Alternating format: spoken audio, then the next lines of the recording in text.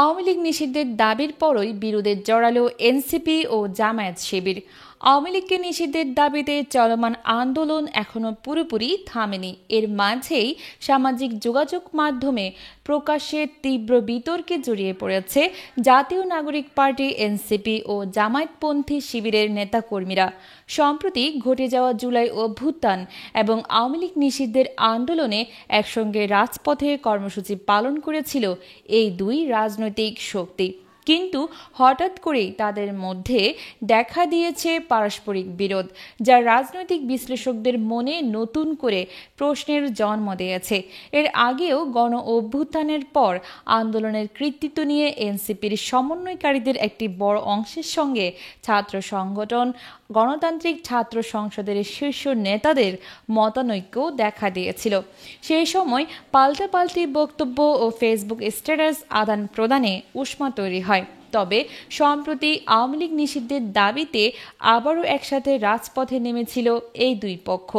আন্দোলন শেষ হতেই আবার মাথাচাড়া দিয়ে উঠেছে পুরনো বিরোধ। জাতীয় নাগরিক পার্টি এক বিবৃতিতে পরোক্ষভাবে জামায়াত ইসলামের প্রতি ইঙ্গিত করে মুক্তিযুদ্ধকালীন ভূমিকার ব্যাখ্যা দিতে আহ্বান জানিয়েছে।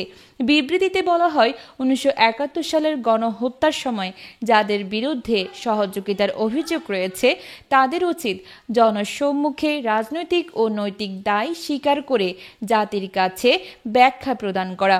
এনসিপির মতে একটি সত্যিকারের জাতীয় ঐক্য গড়ে তুলতে হলে অতীত নিয়ে স্বচ্ছতা ও দায়িত্ববোধ থাকা আবশ্যক। দলটি দাবি করে, আওয়ামী লীগ নিষিদ্ধের দাবিতে সাম্প্রতিক যে ফ্যাসিবাদ বিরোধী আন্দোলন হয়েছে সেখানে একটি পক্ষ পরিকল্পিতভাবে ইতিহাস বিরোধী এবং পক্ষপাত দুষ্ট স্লোগান দিয়ে ঐক্যের ভাবমূর্তি ক্ষুণ্ণ করেছে। বিবৃতিতে আরও বলা হয়েছে, আন্দোলনের সময় জাতীয় সঙ্গীত পরিবেশন নিয়ে একটি পক্ষ আপত্তি জানালেও এনসিপির নেতাকর্মীরা তা সম্মান রেখেই পালন করেছে।